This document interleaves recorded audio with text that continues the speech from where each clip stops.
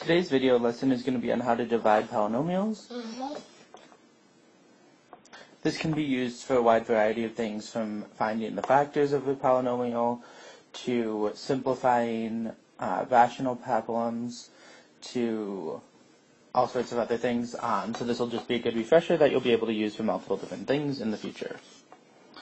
Let's say that we have the problem x squared plus 3x minus 10 divided by x plus 5.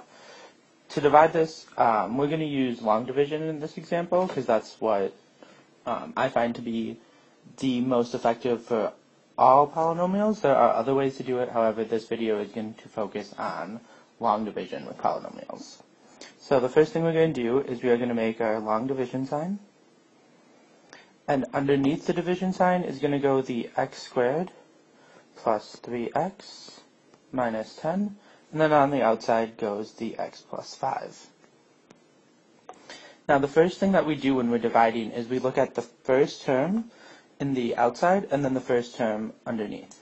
And so we're looking at the x squared divided by x. And if I took x squared divided by x, I would have an x left.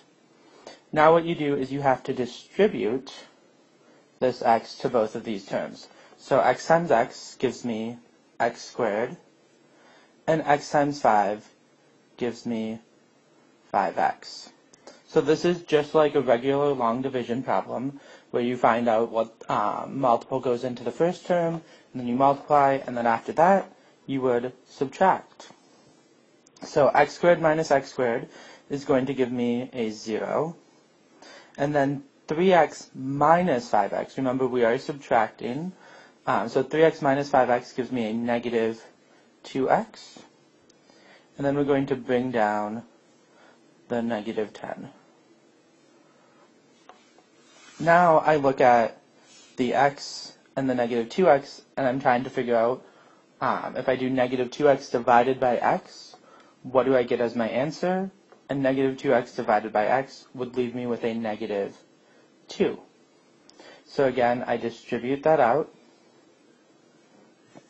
Negative 2 times x gives me negative 2x, and negative 2 times 5 would give me negative 10. And then we subtract this entire thing. And now we're subtracting negatives, so it's going to kind of be like we're adding. So negative 2x minus negative 2x is 0, and negative 10 minus negative 10 is also 0, so we just end up with 0, which means we have no remainder. So this original problem of x squared plus 3x minus 10, all divided by x plus 5, is equal to x minus 2.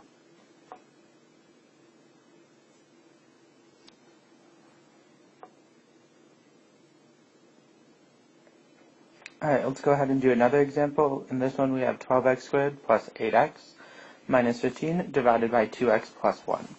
So I'm going to go ahead and set up the long division problem.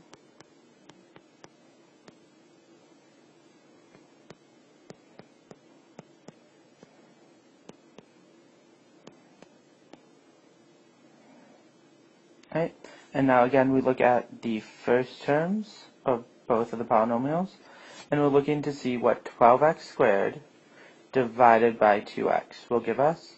And if we take 12x squared divided by 2x, well, the 12 divided by 2 is going to give us 6, and x squared divided by x is going to give us an x. Now we distribute that 6x, and so 6x times 2x is 12x squared, and 6x times 1 is 6x. Now we're going to subtract this entire thing. 12x squared minus 12x squared cancels out. 8x minus 6x gives us 2x. And then we can bring the 15 down.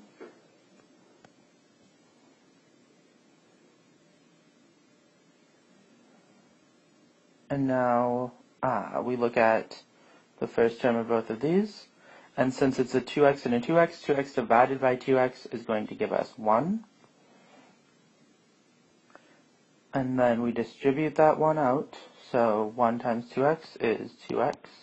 And 1 times 1 is 1. When we subtract this entire thing, we get 2x minus 2x, which is 0, And negative 15 minus 1 gives us negative 16. So now we would look and see how many times can 2x go into negative 16. And because 2x has this x here, it can't go into a 16. It can't go into a constant. It doesn't have a variable. So we actually can't put this in. So that means that we have a remainder. There's a few different ways to handle remainders. One of which is you just write remainder negative 16. And maybe you remember when you first learned long division, that's what you did with the remainder. A better way to handle it is to write plus, and then you're going to take whatever remainder you have down here, so this negative 16, and you're going to put it over what you're dividing by. So the 2x plus 1. Because what that's saying is, plus you still have negative 16 divided by 2x plus 7, which we can't reduce, so that's why it's still there. And so that would be your final answer is 6x plus 1 plus negative 16 divided by 2x plus 1. You could rewrite this as 6x plus 1 minus 16 over 2x plus 1, which might make it a little bit easier to look at.